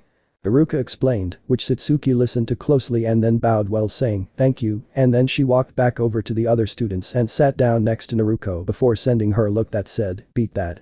Naruto saw the look and bristled before waiting patiently and anxiously for her turn. "Next is Naruto Uzumaki," said Iruka. Naruto got up and walked over to stand across from Mizuki before she got in her stance which had her standing with her left foot forward, right leg back, knees slightly bent, left arm crossed forward with her left elbow pointing in Mizuki's direction and her left hand open as if to perform a chop and her right arm at her hip and her right hand closed into a fist. Once Iruka started the fight, she charged at Mizuki and launched a left roundhouse at his head, which he blocked using both arms, but was not ready for her right leg that came up when she performed a backflip kick that landed on his chin as he was knocked down. She then proceeded to pin his arms behind his back with her knee before grabbing his chin and the crown of his head with her hands, effectively preventing any movement. "Alright Naruto, excellent job," Iruka said, signaling Naruto to stand back up after letting go of Mizuki and look at Iruka. "That was a very good job of taking your opponent's attention away and having it focus on a specific movement before using another move to take down your opponent. And the way you pinned him was one of the most effective pins as it takes away the use of your opponent's arms and gives you the chance to easily snap his neck, which takes away any thoughts of attempting to escape." "Thank you, Iruka-sensei," said Naruto before she walked back to the students and looked at Satsuki with a smug look that made Satsuki bristle this time. "Alright, Sasuke Uchiha, you're up." Sasuke simply fed before moving into position, also standing in his clan's taijutsu stance. Iruka started the match and Sasuke charged at Mizuki, who launched a kick at Sasuke's head, but that was blocked and Sasuke then sent several punches towards Mizuki's torso before tripping him and pinning him. "Alright Sasuke, that's enough," said Iruka, causing Sasuke to look at him and then get up. "That was an excellent way of turning your family's interceptor fist into an offensive fighting style, but that was far too much aggression that was used in your advance. Try to control that temper of yours," Iruka explained, causing Sasuke to sneer at him before walking back to the other students, ignoring everyone while glaring at Naruto. He was still upset that he didn't react to his tauntings earlier. "And finally, Naruto Uzumaki," said Iruka with a calm smile. Naruto simply nodded and stood up before making his way over across from Mizuki, who began glaring at him. Naruto boredly looked at Mizuki, which pissed him off, before taking out a red headband with black flames and tying it around his eyes, shocking everyone, before calmly crossing his arms across his chest, which made them look bigger. This made Sasuke and Mizuki believe he has given up, but confused Iruka. Naruto, aren't you going to get ready?" Iruka asked, completely confused on Naruto's actions, as well as everyone else except for Mizuki, Sasuke, and the civilian villagers, who all believed he had given up and was going to simply stand there and take his beating like that demon he is. I am ready, answered Naruto calmly, I simply have no need to use my eyes for this fight because he won't land a finger me. Naruto said, while pointing at Mizuki, causing everyone to think he was either that confident or that arrogant in his abilities, but caused Mizuki to get pissed off. Okay. Iruka replied slowly, still a little unsure if Naruto was that strong, but he wasn't here to question the boy, so he simply started the match. So, you really think I won't be able to land a finger on you, huh? Sneered Mizuki, thinking that that demon should have just died somewhere in a hole and never returned. I don't think you won't land a finger on me, I know you won't. Calmly replied Naruto, not moving an inch. Oh yeah? Well, we'll see about that. Mizuki shouted before charging at Naruto, who continued to stand there. Once Mizuki was in range he launched a kick towards Naruto's head. Mizuki began thinking that he hit him when the kick was only an inch away, until suddenly, he was staring at the sky. Mizuki was confused on what just happened, while everyone else was as well. All they saw was Mizuki about to kick Naruto in the head, and then suddenly he's on the floor laying on his back. The only one who wasn't confused was Kushina because she knew what had happened and had wide eyes. Which was not missed by the rest of her group. Kushina, what just happened? Questioned Hitomi, as she had caught part of what happened, but all she really saw was a blur of movement before the scene before them appeared. The group of adults looked at Kushina, who looked on with mixture of surprise, pride, and curiosity, as Naruto continued to stand in the same place in the same position, while Mizuki slowly began to get up from the floor behind him, where he was previously lying down. What happened was that Naruto made his move. Kushina said, which confused the group as they hadn't seen him move from his spot. But he's still in the same spot, so how could he have made his move? Asked a confused Tsume, who recently returned with Hana after they changed and got a hold of themselves. Kushina shook her head at them with a proud smile and explained, it's not that he didn't move, it's just that he moved so fast that to everyone watching, it looked like Mizuki just suddenly appeared on the floor. Kushina explained, being the only one to be able to move that fast other than Naruto himself, making the group's eyes widen at that. Flashback to moments ago. Sensing Mizuki's foot about to hit him, Naruto smoothly raised his arm, grabbed Mizuki's ankle and flipped him over his shoulder to the ground without moving from his spot. Flashback end. How is he able to move that fast though? Tsume asked the question that was on all of their minds. Kushina then looked deep in thought while still looking at Naruto, who still had not moved from his spot or changed his stance. The only way I know of to get that fast is to go through years of intense gravity training, but even then, it's not something that a regular teenager can attempt with being destroyed by the training. Kushina said, momentarily forgetting that Naruto was not a regular teenager. What about the fox? Hitomi asked, reminded the group, who all then went wide-eyed at that information. Tsume was the first to react, you're right. With the fox being sealed inside of him, giving him its regenerative properties and his crazy stamina, he would be able to adjust to any training given within in a few hours and at most a few days. Tsume said, realizing that Naruto would be able to withstand the great amounts of pressure and weight needed to get the training done and still be alive and well. Back with Naruto. Naruto still stood in his spot waiting for Mizuki to get up and try to attack him again. Mizuki got up and glared at Naruto for the embarrassment he is going through. What did you do? Shouted Mizuki, wondering what Naruto did so he could get his power, with Sasuke listening closely, wondering the same thing for the same reason. Answering calmly, Naruto said, I just moved and flipped you over my shoulder when you attacked and were within my range. Mizuki got mad thinking Naruto was making fun of him and shouted, lies. You never moved. Of course I did, Naruto calmly replied, I just moved so fast that you didn't register what happened. I can move slower if you want so that Iruka can't see that I am using Taijutsu and so that you can't complain that I am cheating. This pissed off Mizuki thinking that Naruto was making fun of him and this caused him to start attacking at a random and wild pace. All the while, everyone saw that Naruto was only dodging and redirecting the attacks, which surprised everyone at the level of skill that he was using. While this was going on, the rest of the group, that will later be known as the Rookie 12, were watching with amazed expressions, except for Shino, for obvious reasons, and Sasuke who was glaring at Naruto while trying to memorize his moves and techniques, but they were too random and erratic to be copied. Naruto, who had finally had enough, decided to end the fight in the easiest way possible for him that would still provide power. Naruto reared his right hand over his left shoulder and backhanded Mizuki across the grounds and straight into the wall of the academy, where only the bottom half of Mizuki could be seen with a random twitching of his legs, showing that he was knocked out. The adults and shinobi stared in amazement and shock at the level of strength needed to accomplish such a feat. The students were looking on with the same reactions, with Sasuke looking on in jealousy at the strength and power that Naruto had. Holy shit. He just gave Mizuki the godly bitch slap. One of the male students exclaimed in shock. After this little display of power, Mizuki was removed from the wall and sent to the hospital where he would be healed and returned in an hour, so the students were given this hour as a chance to take a break and talk with each other, with their family coming over to talk as well. The group of the future Rookie 12 all went and talked with their family, except for Sasuke, who went and brooded by a tree. As Naruto was talking with his sister, he was unaware of a group of people who were coming up to the both of them. "Hello again, Sachi," said a voice behind Naruto that caused him to go wide-eyed and slowly look behind him to see his mother staring back at him with a loving smile and nothing but love and pride in her eyes. "Hello again, Kasan," replied Naruto, still staring at her in shock at how she was looking at him. "How have you been, Sachi?" Kushina asked, wanting to know how her son has been the past several years, along with everyone else. "I've been good," Naruto said with a smile, having snapped out of his shock. "What have you been up to for all these years, Naruto-kun?" Makoto asked, wondering what he has done over the years along with the rest of the group and their children.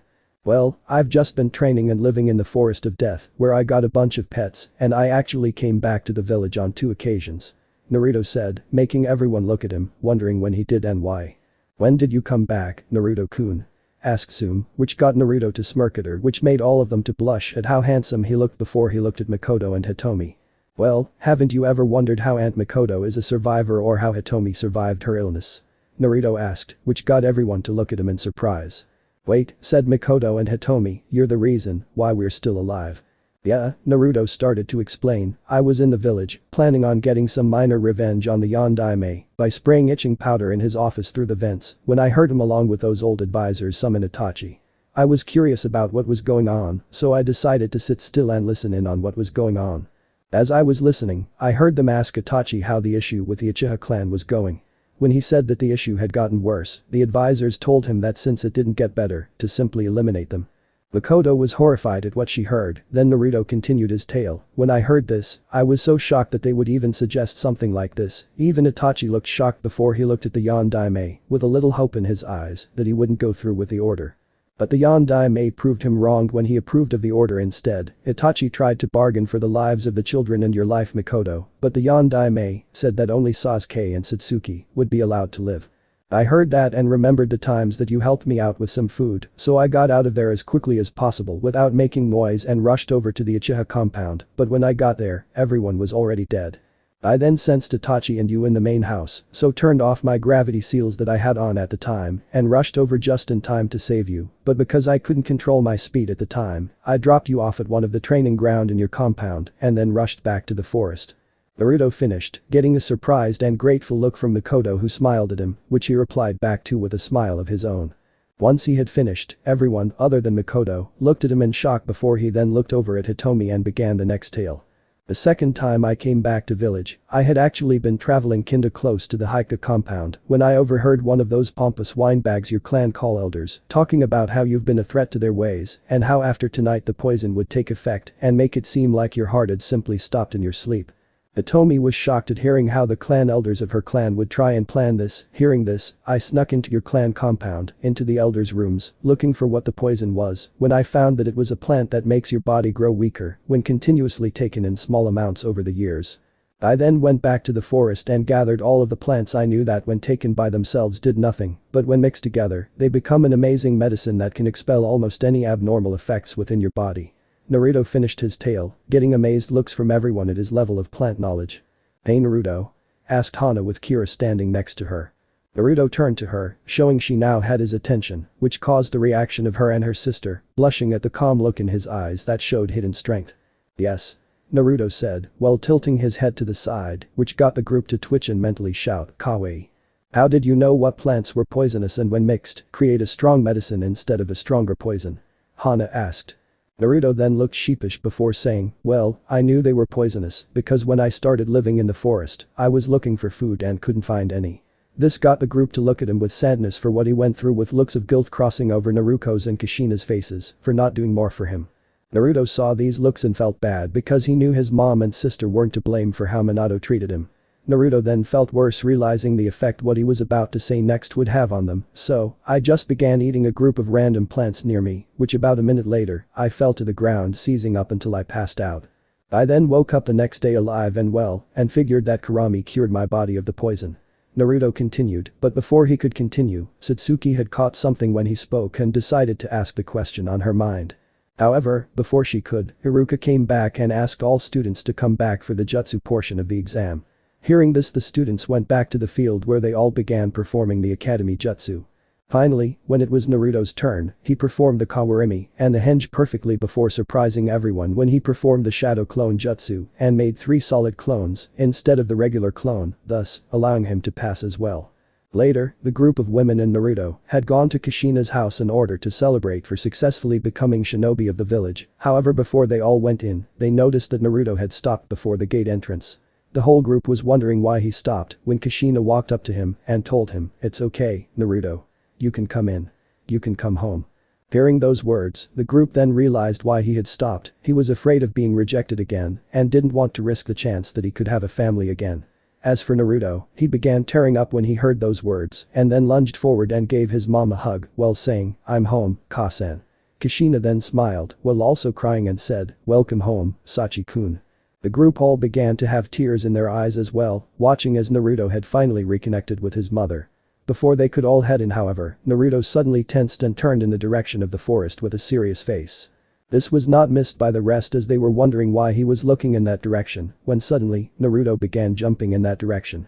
Everyone was surprised by his actions and began jumping after him, but they were surprised to see that when they jumped onto a roof, Naruto had already entered the forest, which surprised them all as to how fast he was. They snapped out of it when, a few minutes later, they suddenly felt a huge wave of power come from the forest and then a loud boom with an explosion causing smoke to go high up into the air. Worried for her son, Kushina then began rushing to the forest at her top speed, which snapped everyone else out of their shock and decided to follow. With every one of them thinking, "I hope Naruto's okay." When they all got there, they were surprised to find an enormous crater, with Naruto holding the village's forbidden scroll of seals upright in his left hand, a giant shuriken with a broken point stabbed into a tree, and Mizuki kneeling on the ground away from Naruto. Clutching his right shoulder because of the missing arm that was laying on the ground away from Mizuki and was bent at all sorts of angles, showing that it would have been broken beyond repair and immensely painful if it was still attached. But another surprise was when they looked at Naruto. He had what looked like gold covering his arms from the tip of his fingers all the way to his shoulders with markings all over his arms and a fierce angry look on his face. Then they heard him growl, "I'm going to make you pay for what you did to Iruka-sensei and what you said about my family." They then began wondering what had happened before they arrived. 5 minutes before the group arrived, Naruto had sensed Mizuki's chakra moving rapidly from the Hokage tower and was confused before he then sensed Iruka's chakra meeting Mizuki's before they started pulsing as if they were fighting when Iruka's suddenly began to drop. This had alarmed him and he decided to see what happened, so he moved at high speeds across the village into the forest and found Iruka. He was shocked to see Iruka laying on the ground in a small puddle of blood with a giant shuriken sticking out of his back. Naruto rushed over and checked to see if he was still alive and was relieved that he was. Naruto removed the shuriken from Iruka's back and then used a minor healing jutsu to stop the bleeding. With Iruka out of danger, Naruto turned in the direction of Mizuki and disappeared, where he then reappeared in front of Mizuki and saw him holding Konoha's forbidden scroll of seals with a giant shuriken on his back, similar to the one used on Iruka. Mizuki was surprised to see Naruto appear in front of him so suddenly, but then, what luck. "I get to steal the village scroll and kill the demon brat," Mizuki thought with malice. He then pulled the other shuriken from his back and got ready to throw it. He then shouted, "Die demon," and let loose the shuriken towards Naruto. He believed that the injuries he received earlier from Naruto were a bunch of flukes, however, Naruto surprised him when he simply backhanded the shuriken with his bare fist, causing a point to break and the shuriken to go spinning wildly before lodging itself in a tree. "So my suspicion of you was right, you were planning something," said Naruto calmly, "to think you would attempt to steal the village's forbidden scroll and attempt to murder Iruka-sensei." "What?" shouted Mizuki, "What do you mean demon? You mean to say Iruka is still alive? Is that not what I just said?" Naruto asked rhetorically, "Man, who knew you were evil and stupid?" This made Mizuki mad, so he decided to try and enlighten Naruto to a little secret the village had hidden from him. "Hey, did you ever wonder why the villagers hate you?" asked Mizuki, which caused Naruto to raise an eyebrow in curiosity. Seeing this, Mizuki continued, you see, 16 years ago, the Kyuubi no Yoko had attacked the village did its best to fight off the Kyuubi, but we couldn't kill, so the Yondaime decided to seal it up in 2 children. Don't you see, he decided to seal it up in you and your demon whore of a sister. Mizuki saw Naruto had lowered his head and that his eyes were now shadowed. Thinking that he had an opening, Mizuki took a kunai out and began charging at Naruto in order to stab him in the head. However, when he was halfway there, he sensed a large amount of chakra suddenly coming from above him and looked up to see Naruto with a face of rage. His arms covered in gold from his shoulders to his fingers with markings all over them and his right arm beat back to launch an attack. Naruto then launched his arm forward to strike Mizuki. This caused a massive explosion to occur and when the smoke cleared, it revealed a massive crater in the ground with Mizuki kneeling and clutching his shoulder because he was missing his right arm, which was several meters away and bent in all sorts of angles. Showing that it was used to try and block the attack but was completely shattered and severed by the tremendous force from the punch. It then showed Naruto who was standing while holding the scroll with his left hand and his still clenched right fist, with both still covered in gold. This was what the group saw when they showed up and heard what Naruto said. They then saw Naruto look over at them with a fierce but calm look on his face, which made him look even more handsome and caused them all to blush. They snapped out of it when they saw Naruto toss the scroll towards them, which was caught by Naruto. They then heard Naruto speak, hold that until the Anbu show up while I deal with this traitor. They then saw Naruto turn back to Mizuki before he stepped forward and suddenly disappeared from view. Everyone in the clearing began looking for him, the women in curiosity and Mizuki in fear, before they heard a large boom and felt a shockwave and turned to see Naruto had just uppercut Mizuki with enough force to cause a shockwave of air before Mizuki was launched into the air. Naruto watched Mizuki for a second before he then stepped forward again with his right foot forward and bent his leg before jumping after Mizuki with so much force, the ground shattered and sent another shockwave. He then appeared above Mizuki with his ready to launch a kick but was covered in what looked like a black metallic material, then they saw Naruto loose his kick with a shout of, Savage Blade Kick. Once Naruto's kick made contact with Mizuki's body, there was a big flash of black energy with a red outline that caused everyone to shield their eyes from the big blast of wind that suddenly blasted through when Mizuki made contact with the ground, also causing the ground to crater even more. The dust began to settle, allowing the group to see that Mizuki had been blown deep into the ground and was actually severed in half at the waist. They heard multiple people landing in the clearing and turned around to reveal Minato, several Anbu, and what looked like a young woman with red hair and slitted eyes. The Anbu and Minato all looked surprised at the damage and the woman appeared to be very proud for some reason. Before anyone could say anything, they then heard a loud crash and turned to see that it was Naruto who had landed and was currently crouched with his eyes shadowed before he stood. With his arms at his sides and slightly back with his left hand slightly clenched and his right hand in a complete fist and his mouth open to allow steam to be leaking from the corners of his mouth and his eyes were revealed and they showed massive amounts of power and strength in them. To all of the men, they were envious of how badass Naruto looked, and to the women, they were all blushing up a storm and feeling slightly wet, very in the cases of Anko, Hana, Tsume, and Kira, at how powerful and handsome he looked. He then relaxed his stance and breathed deeply before releasing it to finally calm down and turn towards the current audience. Before anyone could say anything however, the young woman with red slitted eyes glumped Naruto while shouting his name and then shocked everyone when she kissed him on the lips while wrapping her arms around his neck and they saw him returning it while wrapping his arms around her waist. Naruto, who was feeling immensely jealous of the girl, along with all of the other women present, stepped forward and shouted, "Hey! Who are you and why are you kissing my brother?" The young woman broke the kiss and let go of Naruto as he did the same and she turned around and looked at the group before answering, "Why, I'm his mate of course, so why wouldn't I be allowed to kiss him?" she asked rhetorically. Minato then stepped forward and said, "What is your name?" The young women sneered at him before saying, well, if it isn't the garbage Yondaime. I haven't seen you in since you sealed me away." This received looks of surprise before Minato shouted, "Who are you and how do you me?" The young woman simply chuckled before replying, "I know you because you sealed me away 16 years ago, and as for who I am," once she said that, the young woman was then covered in a puff of smoke that cleared and revealed the woman still standing there, but with fox ears on top of her head and 9 tails swishing behind her body all covered in reddish-orange fur with black fur tips. "My name is Kurami, the Kyuubi no Yoko, and mate to Naruto Uzumaki, one of the Yonku, 4 emperors, and reincarnation of the god of wrath, Asura, and reincarnation of Ashura, one of the 2 sons of the sage of 6 paths." The group was wide-eyed at hearing that this was the Kyuubi and that she was the mate of Naruto, who, even though they didn't understand what one of those titles mean, they understood too. Naruto was the reincarnation of one of the sons of the sage of 6 paths and of a god of wrath. Nobody knew what to do now, but one thing was for certain. They would never get on Naruto's bad side. So this part ends here. Alright, that's it for today's video guys. Let me know in the comments section how was the story, and also don't forget to like, share and subscribe. I will meet you in another video. Bye bye.